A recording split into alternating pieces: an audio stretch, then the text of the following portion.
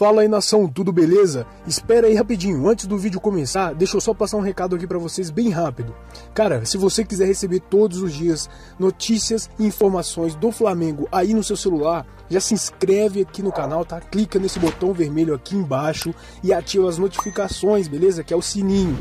Nação, por favor, dá essa moral aqui pra nós, que você não vai se arrepender, beleza? E também, já deixa o like aí no vídeo, porque isso vai ajudar muito o nosso canal, tá crescendo cada vez mais, tá? E vai estar me motivando a trazer tudo sobre o Mengão aqui pra vocês todos os dias. Beleza, nação? Então é isso aí, conto muito com o apoio de vocês, um forte abraço e fique com o vídeo aí. Isso é verdade, tá? Esse último trecho aí é verdade. Agora o resto. Vamos lá, maiores jejuns de vitória do Flamengo na temporada. De 17 de outubro até hoje, 3 jogos, né, 2 empates e 1 derrota. Empatou com o Atlético Paranaense pela Copa do Brasil, empatou com o Cuiabá pelo Campeonato Brasileiro e perdeu para o Fluminense. Pô, desculpa, hein, torcedor do Flamengo, mas perdeu bem perdido, hein? Porque olha, vou te falar, hein, Fluminense ali 3-1 não foi por um acaso, não. 11 a 19 de maio, 11 a 17 de abril também, 3 jogos, né? No caso ali no período de maio, 3 empates. Período de abril ali igual a esse período agora, 2 empates e 1 derrota. E 2 jogos entre 4 e 7 de julho, 2 empates. Se o Flamengo chegar ao 4º jogo sem vitória, vai ser preocupante, porque o 4º jogo é no meio de semana, é mata-mata, pode ser empate e nos pênaltis o Flamengo passar. Mas empate seria com sofrimento, hein?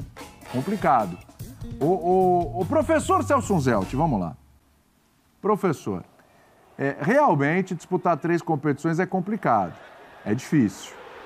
Olha, acho muito difícil, como disse o Renato, no calendário de hoje em dia, a gente tem uma equipe que consiga faturar os 3 campeonatos. Acho muito improvável, até aí beleza. Os desfalques do Flamengo estão pesando pra caramba, não é qualquer um não, né? Não são quaisquer jogadores aí que estão faltando. Mas toda hora é essa conversa, né? E o Flamengo decaindo. Tá esgotado esse discurso já? Ainda cola essas justificativas do Renato? Ah, não cola não, né, William? Primeiro porque ninguém está cobrando o mesmo desempenho do time dos 200 milhões. Está cobrando algum desempenho que permitisse, por exemplo, ganhar do Cuiabá e não perder o clássico para o Fluminense por 3-1, correndo o risco de, inclusive, tomar 3-0. Quando o jogo estava 2-0, o Fluminense também teve uma chance importante. Então, esse é o primeiro ponto. É em rotação diferente, sabe? A gente está falando pau, o Renato está falando pedra. Então, não justifica nesse sentido. Ninguém está querendo o mesmo desempenho. Está querendo algum desempenho que permitisse o Flamengo estar vivo naquele que, em termos de competição, é o principal, porque campeonato é maior que Copa.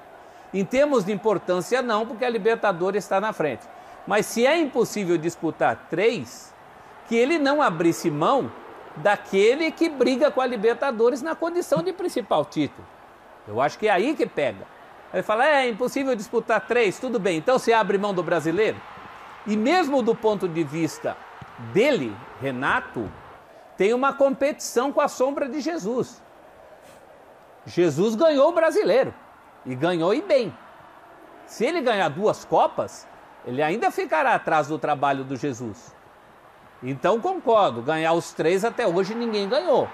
Mas 2 deles, incluindo o campeonato e uma Copa, o Jesus já ganhou sim. Acho que o Renato precisava prestar mais atenção nesse discurso. A questão é que ele não está mais no Grêmio, onde o ecossistema permitia esse tipo de análise. O Grêmio é um time muito copeiro e que se contentava, durante toda a estada do Renato lá, com as Copas. Isso não acontece com o Flamengo. E é um campeonato muito especial para o Flamengo, é um tricampeonato. Se é especial para o Galo, é também para o Flamengo. Isso está sendo descartado assim de uma maneira, sabe, muito fácil.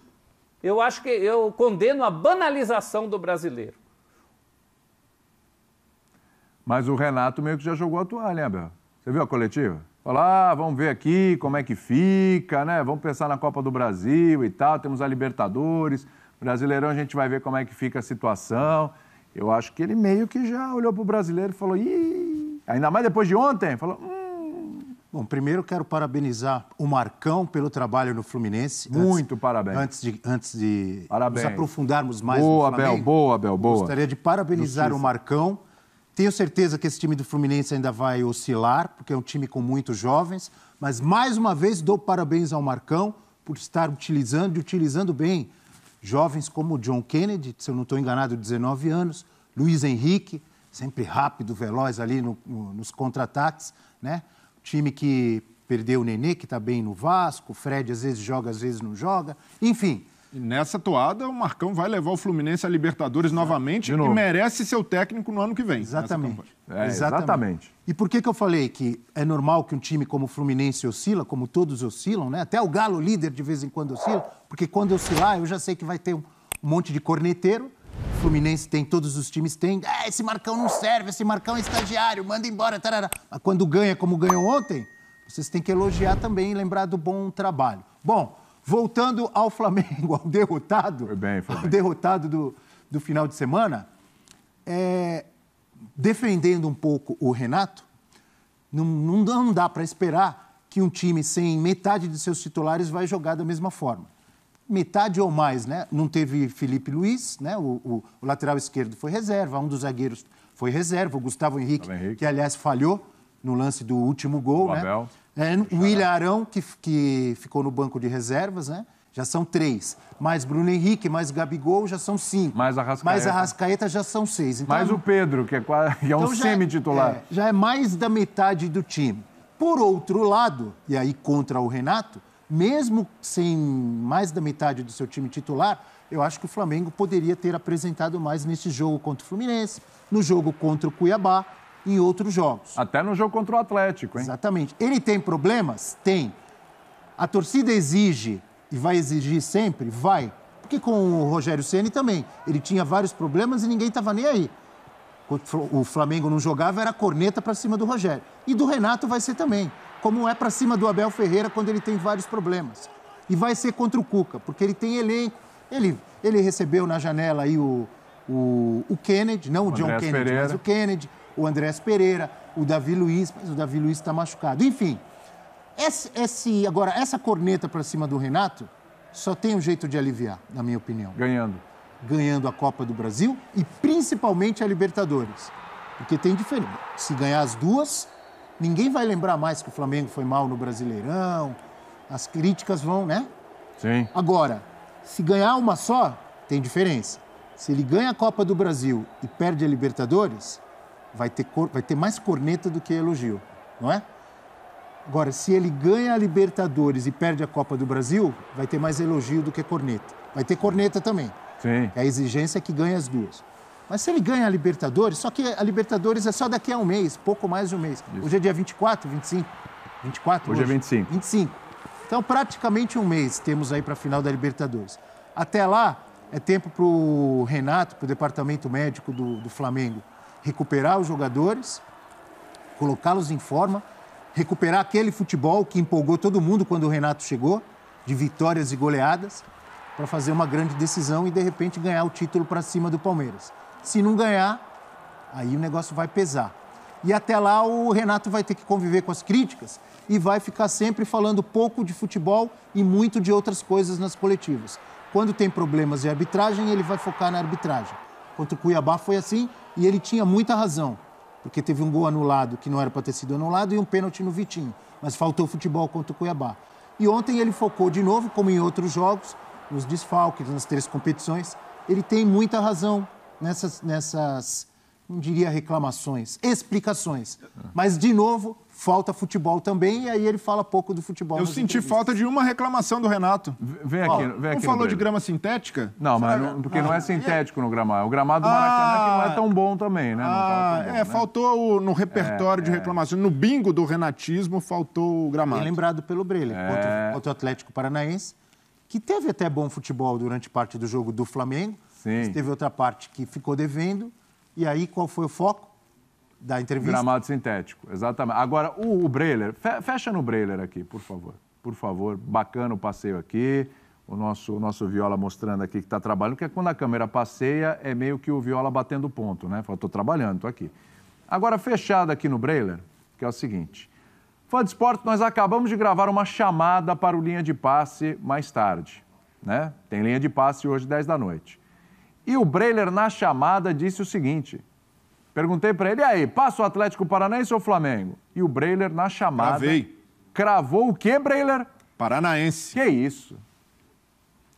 Você acha que o Flamengo será eliminado na próxima quarta-feira da Copa do Brasil?